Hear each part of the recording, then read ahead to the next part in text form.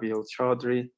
Um, he is someone who brings people together and who puts together good programs for the benefit of everyone. And this one is one such program that is maybe a bit more enjoyable and a bit more, I'm sure, full of laughter and joy than some of the other programs that we put together with Rabiul concerning civic engagement, concerning public health, concerning issues around Muslim identity and all. So we love seeing you all here with us, and I'll pass it on to Rabiul Chaudhry, and a very big thank you from me personally as well to Dr. Kelly. Thank you, Dr. Ahmed, and all the partners, ITV, UK, Philadelphia, for supporting us, of course, MAI.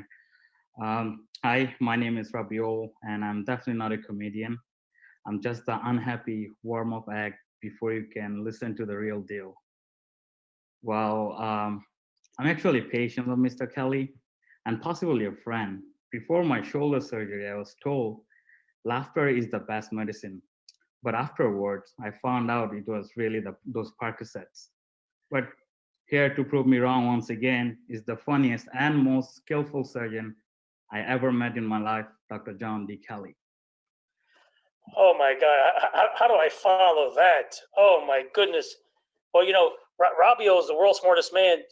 Folks, his IQ is higher than my weight, which is expanding. In fact, my six-pack just became a keg. And my wife just told me today that not only have I kept my figure, I've doubled it. Last Christmas, she asked me what I want. And I said, I want something silver, shiny, and goes from 0 to 200 in 4 seconds. She got me a bathroom scale. So Rabiul's got this inner thing figured out, and he's always doing service projects for the community.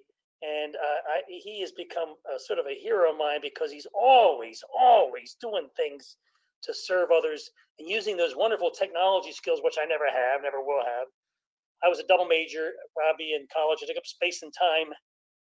So my name is John D. Kelly IV, and I'm an orthopedic psychiatrist. I'm a bonehead. I'm half Irish, half Lebanese. When I was a kid, I was told at the end of the rainbow was a pot of hummus. I love going to family reunions because at those reunions, my Irish relatives are drinking all the alcohol and the Lebanese relatives are selling it.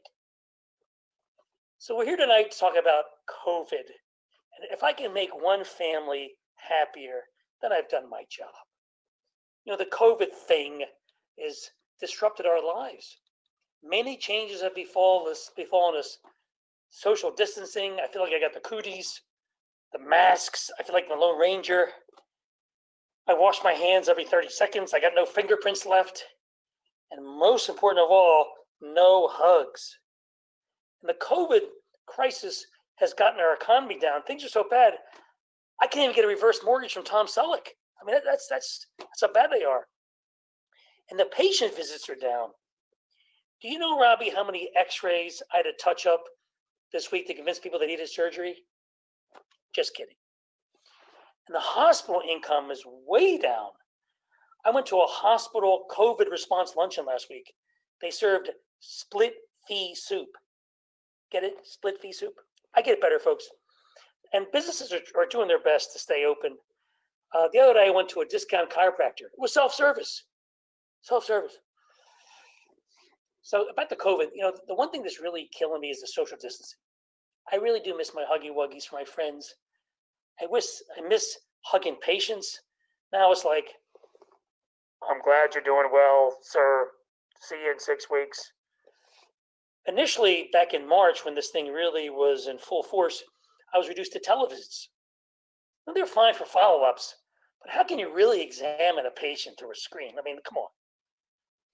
Let's see, Mr. Smith. Move your arm this way. Now that way.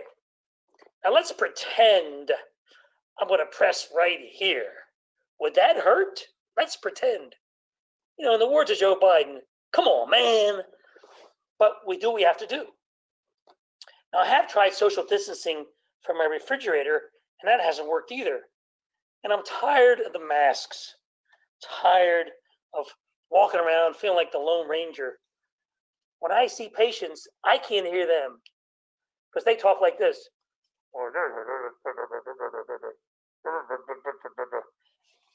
Got it. You know, my hearing's going. And my wife got me new hearing aids. She's excited. So she said, "What kind is it?" I said, "It's about 8:30. Every patient to me sounds like Darth Vader with the masks. My shoulder has gone to the dark side. To which I say, the force is strong in me. You're faking." Just kidding. We do see some workman's comp patients that are like, everything happened. My life came to a screeching halt since the accident. Yeah, right. Another thing, no one but the patients lie in the exam room. This presents a problem when you're 3 years old. Dada, mama, bye-bye, cuckoo, boo-boo. Also, they don't speak English. You know, we don't have interpreters anymore. Donde este dolor? Here's what I learned. Lo siento. I'm sorry. I'm sorry for not knowing. I'm sorry for, being a dumbbell. But I'm learning Spanish. My daughters are fluent, especially Mary, who spent 6 months in Spain. So Mary learned tonight, bathroom, Casa de Pepe, right? Isn't that right? The other thing that's really weird is the waiting room's empty. I'm used to seeing a packed waiting room. Every surgeon loves to feel busy. Now the waiting room looks like the end zone of Citizens Bank Park, those of us who are Eagles fans. I asked the hospital, I said, couldn't you at least put in some figurines so it looks like I'm busy? Have people standing there like waving? And the surgery thing's no better. We need a COVID test within 72 hours just to get into the building? Sorry, sir, we cannot perform your facelift. Your COVID test expired 34 seconds ago. I mean, this really happens. Thank God it doesn't apply to emergencies or traumas. Can you imagine? Sorry, Mr. Jones, we can't stop the hemorrhage because your COVID test expired at 9:45 p.m. Now, the truth is, our hospital is really careful, and I can't even enter the building until I fill out a checklist on my phone. And I love the questions. These are the questions I got to answer every day. Ready? Do you have any new loss of taste or smell? Yeah, I'm getting older. Do you have any new rash or fingers on the toes? Yeah, I have terminal athlete's foot, okay? Do you have any difficulty in breathing? Hello, I had a Big Mac last night, okay? Do you have a new cough? Excuse me, did you ever hear hay fever? Any vomiting or diarrhea? Yes, I'm Irish and it is Monday, so I have a hangover. Okay. Do you have any loss of appetite? Did you ever eat hospital food? Okay. The food at our hospital and every hospital I've been at is so bad, I usually pray after I eat. Last week I was in the cafeteria, I had a UFO, that stands for, Robbie, an unidentified flying object. And the last question is my favorite. Any symptoms of unusual fatigue? Yeah. It's called depression from answering all these questions, okay? So, COVID test. Anyone in the audience have a COVID test? Raise your hand. What a misnomer. They should call it the gag test. They stick this Q-tip up your nose until it literally hits your small intestine. Then they say, count to 10. Count to 10? Is that before or after I throw up? They stick that thing so far down. I got my test results last week. A woman called me and says, Dr. Kelly, we have some good news and bad news. The good news is your COVID test is negative. I said, what's the bad news? He goes, you have blood in your stool. The true story. How about more in these masks? Now, how many of you have been in public and your mask may slip down and all of a sudden the guilt descends and you're in public and people look at you like you have leprosy? If looks could kill. And then all that Catholic guilt I have kicks in. Shame. I went to confession. I said, bless me, Father, if I have sinned. I let my mask fall below my nose 3 times. And the good priest said, say 3 Hail Marys, John, and 4 Q-tips to the nares. He had a good sense of humor, okay? He's a funny priest. But I'm proud of my Catholic faith. And today we need our faith more than ever, don't we? I was taught by the Franciscan nuns in a vintage Irish Catholic neighborhood in Wilmington, Delaware. Most people say Delaware. Delaware's a great state. Got 3 counties, 2 at high tide. My neighborhood was very Irish. We had 40 acres, 1 church, 1 school, and 3 bars, and 8 package stores. Any questions? I'm so Irish, my first breath was a .2.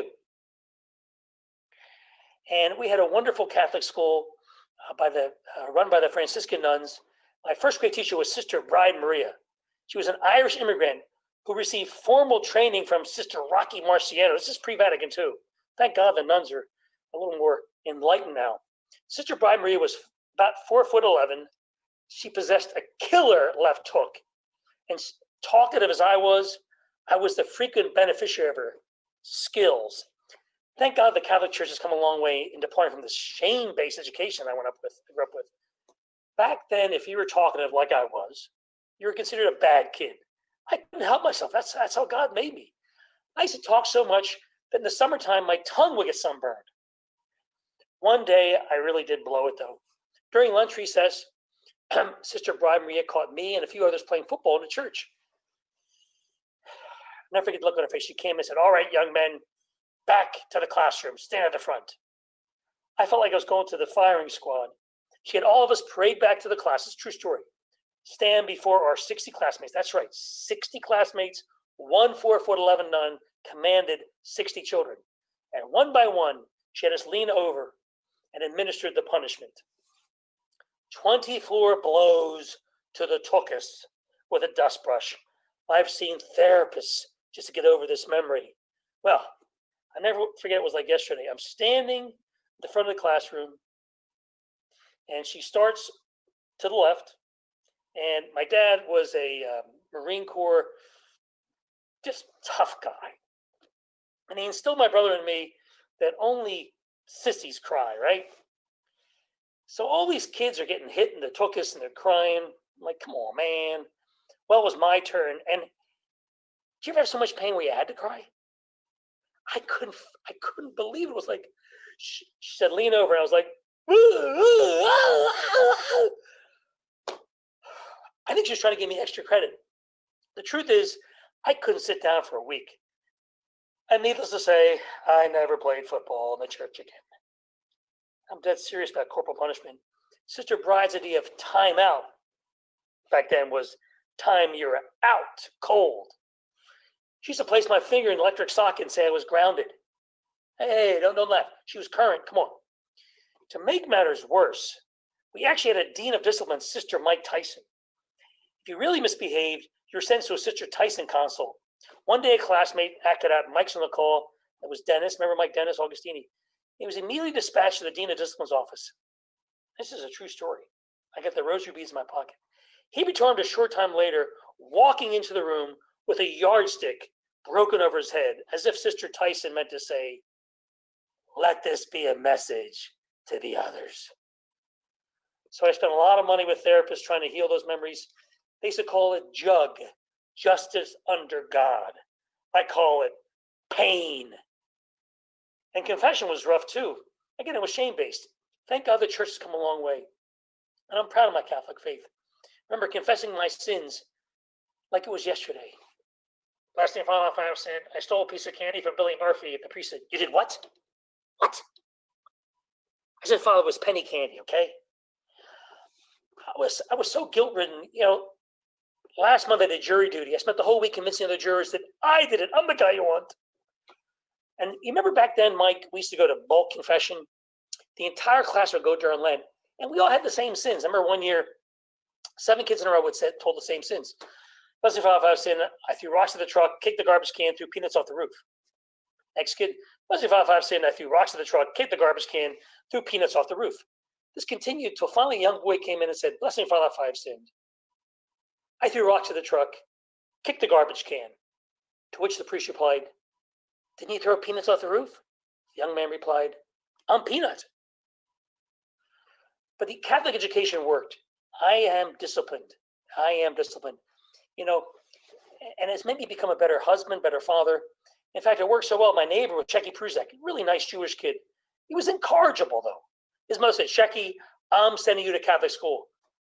3 months later, he's terrific. He gets straight A's, no detention. His mother said, Shecky, I'm so proud of you. What's going on? What's made the difference? He said, hey, Ma, I ain't even taking any chances in that school. They got a guy nailed to the wall in every room. Now, the second grade was no better. I had Sister James Carmel. I was figuring out, well, why does she have a male first name? I'm thinking, does she punch like a guy? I don't know. She also had a PhD in pain. She was really hard on me. I spent more time in detention than in the classroom. This is all true. I had a D average second grade. I almost had to repeat. And one time she called my dad into classes to discuss Johnny's behavior. Well, wouldn't you know, that day I had another detention. I remember the disappointed look on my dad's face when he saw me sit in the corner after school. My dad, the Marine boxer, talk like this. He said, what are you doing here? I said, detention, sir. He shook his head in disgust. Get in the car. He took me home and said, get upstairs, sit in the bathtub. I'm like, this isn't sounding too good. Here I am, 7 years old, naked in the bathtub. My dad, the big Marine, walks in, a belt in his hands. At this point, I've lost control of all bodily functions. I said 3 Hail Marys, 3 Our Fathers, and some stuff I made up. Wouldn't you know, he looked at me, comes over, gave me a hug. That was divine intervention that day. He was going to do what his dad did to him, but he chose otherwise. He was truly a transition parent. Thank Allah for that. He was a good guy, good man. He owned and operated a bar about 3 blocks from the school, and both my parents and grandma worked. Both my parents worked, so my grandma worked in the bar and the kitchen. So back in the 60s, if you remember, the parochial school model was the bell would ring at noon, you went home for lunch. Well, Mike and I went to the bar. So at noon, you walk into the smoke-filled room, bar room, and beeline right to the kitchen, where grandma always had an epic lunch ready for us. After we devoured the sandwich du jour, we'd head through the exit, through the bar, where my dad, also a comedian, this is genetic, would proudly display his identical twin sons to the patrons and end with a joke. And one of his favorites was, hey, these are my twin sons. It's easy to tell them apart. John's the one with the bad circumcision. I didn't know what a circumcision was. I was like, yes, Father. So back to school we'd march with our smoke-filled clothes, where time after time the nun was asked, where'd you guys go to lunch? To which I reply, a bar, or detention. Finally, third grade, there's a silver lining to this. We had Sister Viola. I was blessed with this sister. She was kind of old. I won't say how old she was, but she was a waitress at the Last Supper. Her social security number was 6, and she told me her driver's license was in Latin. She was so old when she was a kid, the Dead Sea was still sick. I don't know what I did, but she just loved me. And this is an example of love and its transformational nature. She'd have me stay after class, open that big closet, which had a door about 8 inches thick, and give me soda and cake after school. She knew I was doing the best I could and simply was just talkative. No one knew what ADHD was back then. By the way, that stands for attention deficit. That's a beautiful tie you have on, Robbie. Anyway, I was later on diagnosed with multiple personality disorder, but my wife has some good people, so it all works out. So she promptly called my dad and said, Mr. Kelly, I know what Johnny's problem is. He should be in a class of his own. He smells. I'm just kidding. He said, seriously, she told my dad that I was bored and needed to go to private school. She mentioned a new private school called St. Edmund's Academy. She said the worst thing she could do, she said the worst thing you say to an Irish guy, if you could afford it. Well, what did the Marine do? He worked 2 jobs to get us through St. Edmund's, which led to another private school, Tower Hill School, where literally half my class went to Ivy League schools or equivalents. So I owe much of my life's fortunes to Sister Viola, who saw something in me that I didn't see in myself. She helped me get out of the hood. We had a tough neighborhood and realized my dream of medicine. And my neighborhood really was rough. You know how rough it was? The kids in our block would celebrate their birthday 6 months in advance, just in case they didn't make it. The one restaurant in 40 acres served broken leg of lamb. I had a waterbed when I first came out, and one day I found a guy at the bottom of it. My friends used to steal the hubcaps from cars while they're still moving. and my birth certificate had an expiration date. You know, every time I shut a window, I hurt someone's fingers. One day as a kid, I put my hand in cement, wet cement, and I felt another hand. When I was a kid, my parents didn't move a lot, but I always found them. I always found them. So Sister Viola had a chronic lung disease, and she would hold class, and literally, and Mike would vouch for it, she would go into a coughing spell. She'd say, "Today, class, we're going to learn how to conjugate the verb to be." And then she would signal to someone in the front row and say, that means go to the store and get cough drops. It was Joe Proud's store. It was a block and a half away. We'd all sit there and watch, usually Cynthia Mitchell. She'd dart to the store and hopefully return before the good sister would turn blue. Thankfully, she would return usually just in time, deliver the Vicks cough drops, and sister would be instantly cured. After about 3 or 4 times this happening, it finally dawned on me. I said, why doesn't sister just carry a box of cough drops? Or was this some sort of shock therapy for us to pray more? I don't know.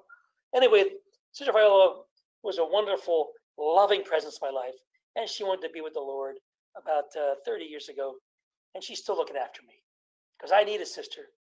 You see, for me, the hardest part of COVID is the hysteria it's generated, right? For example, I like to jog, and if you've gone jogging lately, if you see people coming, it's like parting of the Red Sea. It's like folks have an inner alarm system. Warning, warning, human being encroaching in 2 miles. You know, if you really want to clear out a room, try this, folks. Just sneeze. Just sneeze. It's worse than a fire alarm. Oh no, he's about to sneeze. Incoming! Now, I've used this to my advantage. Whenever I go to the grocery store and there's a long line to check out, I start coughing and sneezing violently. It becomes like a bomb threat in the Acme. People just like vacate ASAP. And then I simply whistle to the checkout. I say to the cashier, boy, this is a good time to come to shop, isn't it? Now, the COVID thing is supposedly more worrisome with old folks like me. So the most vulnerable are the older folks. I'm getting up there, so I'm a higher risk. You know, I'm getting up there in age. I'm so old every year, my insurance company sends me half a calendar. You know, what do you think? The other day I sneezed and blew up my calf. You know how old I am? I met my wife on Ancestry.com. Not her, me. So I'm so old, when I was in school, we didn't have history. I went to Las Vegas last year and I played the slot machines. 3 prunes came up. You know, for me, the daily double is prune juice and an enema. And my favorite drink is now Metamucil.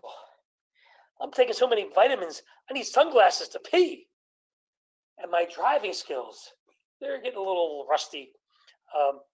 The other day I hit a deer, but I was in the zoo.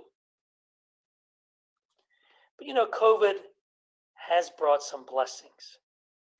It taught me to slow down and enjoy the wholeness. It made me recognize that relationships define our lives. And tomorrow, it's no guarantee. You know, I've lost some patients and friends through this virus. So what do I do now? I do my best to make each day count. I tell everyone that I'm close to, that I love them. I made a conscious decision to focus on gratitude. I thank Allah that I have a wife, Marie, to die for. I have 2 children, Mary Elizabeth and Anne Marie, that were just out of a storybook. I just like, are you kidding me? What'd I do? And they have 2 men in their lives, Chris and Dan, that are truly, truly gifts from above. I got a brother, Mike, who's my hero. The toughest guy I know, bar none. Maybe the best natural football player I've ever played against. My sister, Mary Ann, is the most generous person in the cosmos. And I got several friends that are hopefully here tonight that I would take a bullet for. You know who you are. You see, in closing tonight, I want everyone to recognize that we have a choice. We have a choice to what we can direct our attention to. We focus on all that's good in our lives, blessings expand. Now, we could sit here and just moan and complain about the COVID, but I tell you, I've seen lots of blessings. Slowing down, recognizing what's important, losing patience, losing friends. Like, tomorrow's not promised. Please, everyone tonight, if you haven't, tell everyone you love that you love them. Text them right now. Remember, energy flows where attention goes. We can let COVID get us down, or we can choose to be grateful for this moment right now, that God has given us. Remember, a focus outward brings us peace. We don't focus outwards, we think about our own stuff, right? I got lots of things going on in my life right now. Friends and family that are sick, patients that I worry about. And, there may be another second wave. We'll be ready for it. When my father passed away 2003, I always believed that the priest's homily is God, Allah talking to us. And the reading that day was Psalm 37:3. Trust in the Lord and do good. Trust in the Lord and do good. This is the supreme antidote to stress. And I am proud to call Rabiul Chowdhury my friend because he lives that. He lives that. That's why he's so cheerful. He's always smiling. He always wears this great cologne. I don't know what it is. Robbie, I bought this year cologne, smell like myself. But Robbie knows that service is the key to inner peace. We're going to get through this. But we're called to stay united. I want us all tonight, take that word judgment and just drop kick it from our vocabulary. Because in every moment right now, we're all doing the best we can. And each of us is called by Allah to heal the world with compassion. Compassion. And humor is a good start. A Jesuit priest about 35 years ago. By the way, every big decision in my life, I brought God in. I made a retreat with this priest before I was married, all aces. Before orthopedics, all aces. Trying to think of what else. A career move, all aces. So a Jesuit priest once told me that humor is a gift of the Holy Spirit. If Allah put me on this earth to serve others, what better way than to make them laugh? When we laugh, we are totally in the moment. And we look at the brighter side of life. And there is always a brighter side. There's a great proverb, Proverbs 17:33. It says, cheerful heart is good medicine. So how do I deal with COVID? I pray every day to be a light. I hope each and every one of us can decide to brighten the lives of others, because you'll be blessed in return. There's a famous Catholic order called the Christophers, and they're a sort of a media-based order that spreads the good news of God's love, the good news. And their motto is, it's better to light a candle than curse the darkness. It has been my distinct honor to serve you this evening. I want to thank my good friends, Dr. Ahmet and Rabi, who are living the example of service, and that's why they're always smiling when I see them. And I hopefully made your day a little bit more joyful. As we say in Arabic, Allah mahak. Thank you very much, and enjoy the rest of your holiday week. Thank you so much, Dr. Kelly. I know how to check out faster at the grocery store now. I want to thank all the audience and partner. Thank you so much for joining. And thank you, Brother Ahmed, for hosting this with me. Thank you, Dr. Kelly. Thank you, everyone, for joining. I know this was a bit less interactive than what we had initially had hoped for. We couldn't hear all your laughter, but because we were transmitting to social media, we are doing that. But Dr. Kelly, if you want to glance over the chat, there are many people saying hi and appreciating you. I think you're nominated for the next presidential run as well. So just wanted to flag that for everyone here. Thank you. Well, these are good friends, and never forget you. Rabiul lives the old proverb: "You reap what you sow." And um, it's the law of karma. What you put out there, you get back. And life is about what you give, what you choose to give your attention to. Right? You have a choice. Allah gave us free will. You can choose to focus on all that's bad or all the wonderful blessings. And one last parting recommendation: people don't mind this advice from sort of a doctor, orthopedist, technician, but keep a gratitude journal. Keep a gratitude. I have a journal. I make entries every day, and I have residents. Of course, top of the list is Marie and Mary, then Mike and Mary Ann, and their husbands and their spouses, and my extended family, my cousins, my nieces, nephews, and that's number one. Then I have all these wonderful friends. They're on this call hopefully tonight that I literally would die for, and they would do the same for me. So it's a conscious choice to focus on all that's good. We're going to get through this. The vaccine's about, I think, 2 weeks away, and the testing's getting better and better and better. And thank God, more than anything, the virus has mutated to a much less virulent form. But I was heartsick, back in March, Robbie. One of my patients I cared for, he passed away on a ventilator. And the hardest thing at COVID to me really was losing someone who they died alone. My mother went to be with Allah.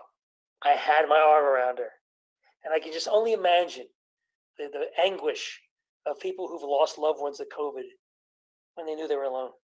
So I knew my mother felt the love of Michael, Marianne, and me, but that was probably the hardest thing. And my friend, his name was Clarence, died alone in a hospital, Rhinestein, on a ventilator. And that thought just gives me lots of anguish. But he's united. He's in a good place now. So let's keep our eye on the ball, keep our eye on the prize. And folks, you have these two wonderful role models here, Ahmet and Robbie. It ain't about you. Remember that. It ain't about you. So thank you all for your attention. And Robbie, once this lifts, we can do this again with less restrictions, and we'll do it live. Okay, live. Absolutely.